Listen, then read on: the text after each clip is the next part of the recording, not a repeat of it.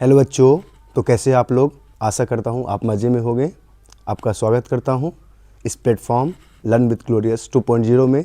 मैं आज बायोलॉजी के फर्स्ट चैप्टर जैव प्रक्रम लाइफ प्रोसेस का ऑब्जेक्टिव डील करने जा रहा हूँ। तो आप मेरे साथ बन के रहिए और हर एक क्वेश्चन को हम क्रैक करेंगे। तो पहला क्वेश्चन हमारा आता है, पत्तियों में गैस का आदान प्रदान कहाँ होता है। अगर हम बोल रहे हैं कि ये हमारा पत्ती है, हमारा अगर ये पत्ती है तो इसमें गैस का आदान प्रदान कैसे होता है। इसे अगर किसी नॉर्मल मनुष्य का बात करें तो उसमें तो गैस का आदान प्रदान के लिए स्पेशल ऑर्गन है, क्योंकि वो एक मल्टी सेल्यूलर ऑर्गन है। लेकिन मल्टी सेल्यूलर क्या है, वो ऑर्गेनिज्म है। लेकिन ये क्या है, एक छोटा सा क्या है, वो जीव है, इसको हम बोलेंगे पौधा। तो इसमें जो पत्ती होता है उसमें गैस का आदान प्रदान कहाँ होता है, तो इसके लिए एक नॉर्मल बोलेंगे अंग होता है जिसे हम बोलते हैं स्टोमेटा। क्या बोलते हैं, स्टोमेटा बोलेंगे। क्या हुआ, स्टोमेटा। अर्थात पत्तियों में गैस का आदान प्रदान कहाँ होता है, रंध्र में होता है। कहाँ होता है बउआ, रंध्र में होता है।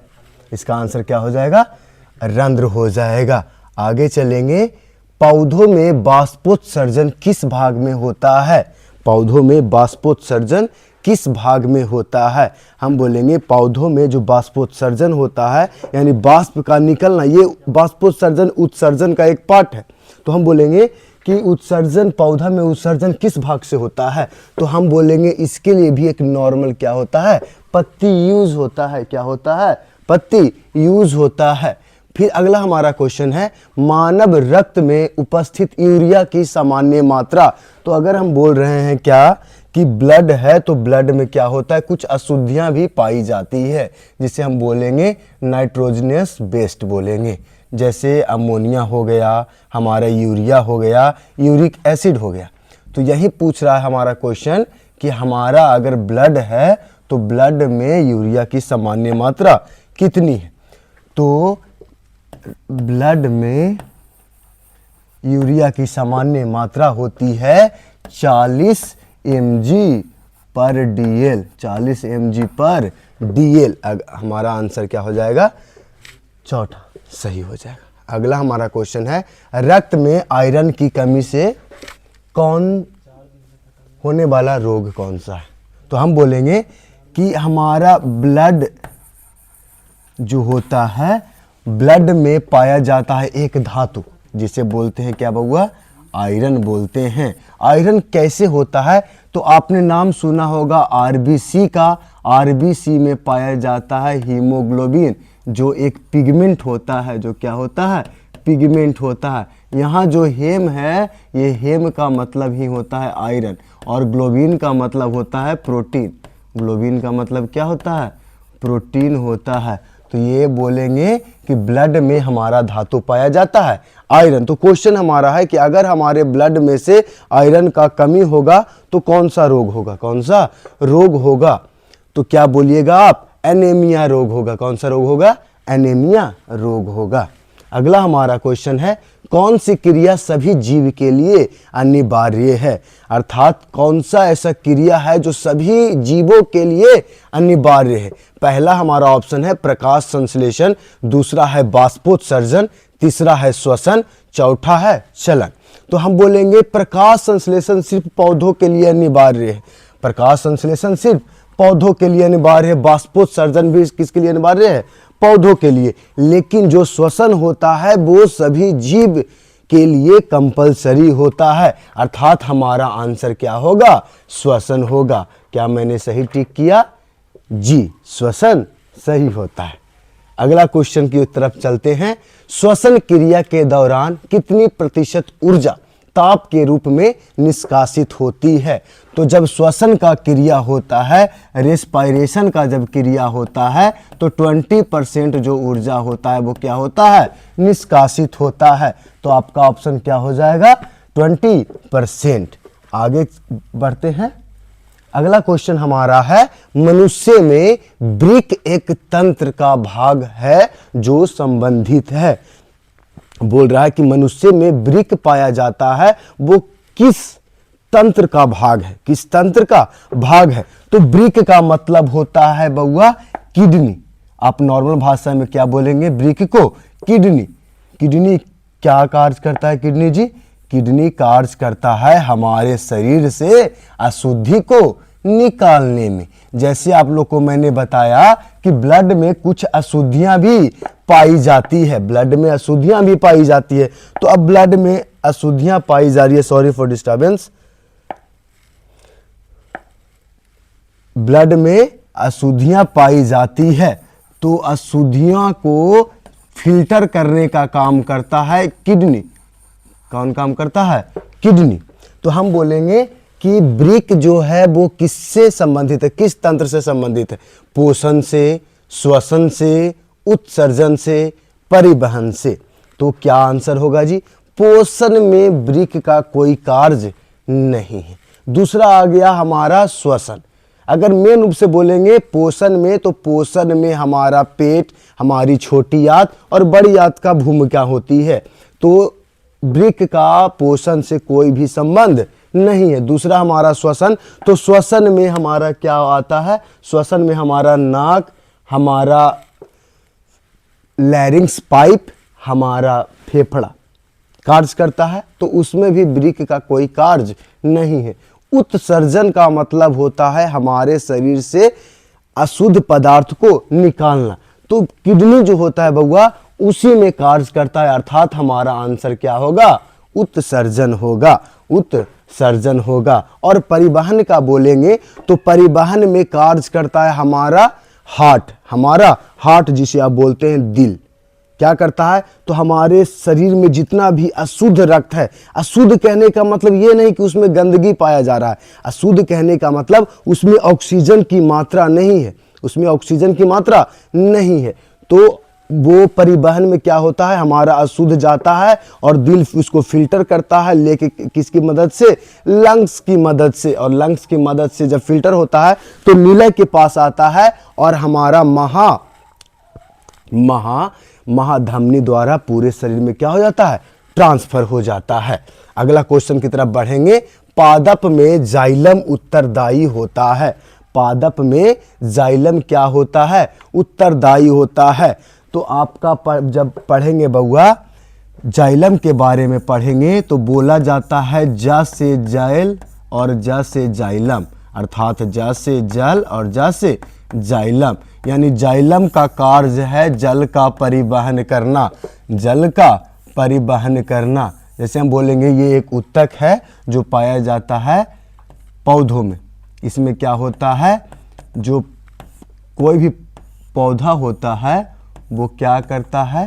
मिट्टी से क्या करता है? मिट्टी से H2O को प्राप्त करता है, क्योंकि सिर्फ उसके जड़ को पानी नहीं चाहिए, सभी अंग को क्या चाहिए बउआ? पानी चाहिए। तो इसका ट्रांसपोर्टेशन होना जरूरी है, अर्थात इसका परिवहन होना जरूरी है। तो परिवहन में, पौधा के परिवहन तंत्र में दो कार्य करते हैं, दो तंत्र कार्य करते हैं। एक होता है जाइलम और दूसरा होता है फ्लोएम। तो यहाँ पूछ रहा है जाइलम का कार्य क्या है, तो हम बोलेंगे जाइलम जो होता है वो जल का परिवहन करता है। तो हमारे ऑप्शन में जल है जी, फर्स्ट ऑप्शन ही क्या है बउआ? जल है। आगे बढ़ेंगे। रक्त इनमें किसकी उपस्थिति के कारण लाल दिखता है? माने रक्त जो बोल रहे हैं वो आपके ब्लड सेल का, आपके रक्त का लाल होने का कारण क्यों है? पीला क्यों नहीं है, नीला क्यों नहीं है? अगर मेरा बस चले, अगर लड़की लोग का बस चले तो बोलेगी कि भगवान मेरे रक्त का रंग भी पिंक कर दीजिए। तो आगे बढ़ते हैं, हम बोलेंगे रक्त इनमें किसकी उपस्थिति के कारण लाल दिखता है? तो कोई ऑप्शन है गोबिन, हीमोग्लोबिन, थ्रोम्बोप्लास्टिन और फिब्रिन। तो आपको ये पता होना चाहिए कि ब्लड होता है वो दो भाग से मिलकर बना होता है, एक ब्लड सेल और दूसरा होता है प्लाज्मा। तो ब्लड सेल तीन प्रकार के होते हैं, आरबीसी, डब्ल्यूबीसी और प्लेटलेट्स। आरबीसी ब्लड जो होता है वो दो भागों से मिलकर बना होता है, एक होता है ब्लड सेल और दूसरा होता है प्लाज्मा। ये होता है 45%, ये होता है 55%। जो ब्लड सेल होता है उसे फर्दर डिवाइड किया जाता है तीन भागों में, आरबीसी, डब्ल्यूबीसी और प्लेटलेट्स। ठीक ना बउआ। और प्लाज्मा में एंटीबॉडीज एंटीजन कार्य करते हैं, WBC की तरह कार्य करता है ये, और ये हमारे माइक्रोब से लड़ने में मदद प्राप्त करता है प्लाज्मा।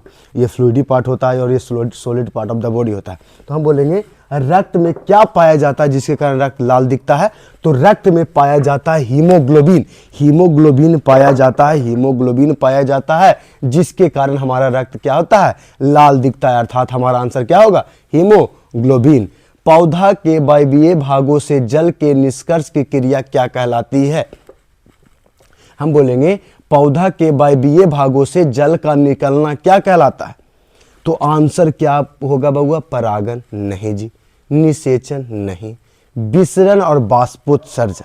ठीक ना बउआ। तो आपका बोलेगा वायवीय भागों से अगर जल निकल रहा है तो उसे क्या कहेंगे, बाष्पोत्सर्जन कहेंगे। क्या कहेंगे, बाष्पोत्सर्जन कहेंगे। कोई दिक्कत। अगला हमारा क्वेश्चन है, वह प्रक्रम जिनके द्वारा शरीर में ऊर्जा का उत्पादन होता है कहलाता है। मतलब ऊर्जा किस प्रक्रिया द्वारा बन रहा है।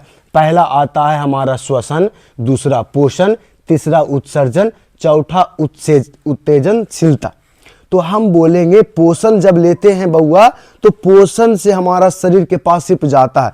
पोषण का मतलब होता है भोजन का लेना तथा उसका यूज करना, हमारे शरीर को बनाने में यूज करना ही क्या कहलाता है, पोषण कहलाता है। लेकिन जो श्वसन प्रक्रिया है, श्वसन में ऊर्जा मुक्त होती है। श्वसन का अंतिम उत्पाद ही क्या होता है, श्वसन का अंतिम उत्पाद अगर बोलेंगे, श्वसन का अंतिम उत्पाद ही क्या होता है, ऊर्जा होता है, ऊर्जा होता है। अर्थात ऊर्जा किससे बनेगा, श्वसन से। तो हम आंसर ए को लॉक कर रहे हैं। देखिए जी, हमारा आंसर क्या है, सही है। आगे, प्रकृति में ऑक्सीजन का संतुलन कैसे बना रहता है। प्रकृति में ऑक्सीजन का संतुलन कैसे बना होता है, संयोजन, प्रकाश संश्लेषण, अपघटन, इनमें से कोई नहीं। तो हम बोलेंगे कि पौधा में एक प्रक्रिया होती है जिसे बोलते हैं प्रकाश संश्लेषण। प्रकाश संश्लेषण की वजह से ही पौधा अपना भोजन बनाता है।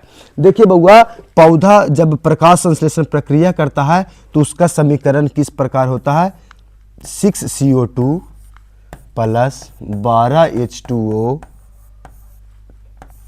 सूर्य का प्रकाश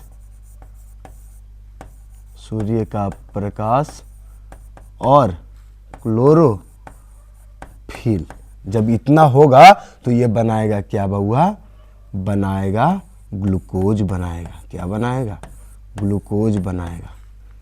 क्या बनाएगा, और जल बनाएगा। और क्या बनाता है बेचारा, और बनाता है ऑक्सीजन। और ये ऑक्सीजन को क्या कर देगा, रिलीज कर देगा। ऑक्सीजन को क्या कर देगा, रिलीज कर देगा। अर्थात हम बोल सकते हैं कि अगर प्राकृतिक में ऑक्सीजन का संतुलन, अब संतुलन कहने का मतलब जैसे हम बोल रहे हैं कि ऑक्सीजन हमारे वायुमंडल में कितना है 21% और कार्बन डाइऑक्साइड कितना है 0.03%। तो देखो कार्बन डाइऑक्साइड का यूज कर रहा, दे किसको रहा है, ऑक्सीजन को। तो एक संतुलन नहीं बना है कि देना लेना देना लेना, ठीक ना। तो ऑक्सीजन का संतुलन किससे बना रहता है बउआ, सॉरी फॉर डिस्टर्बेंस।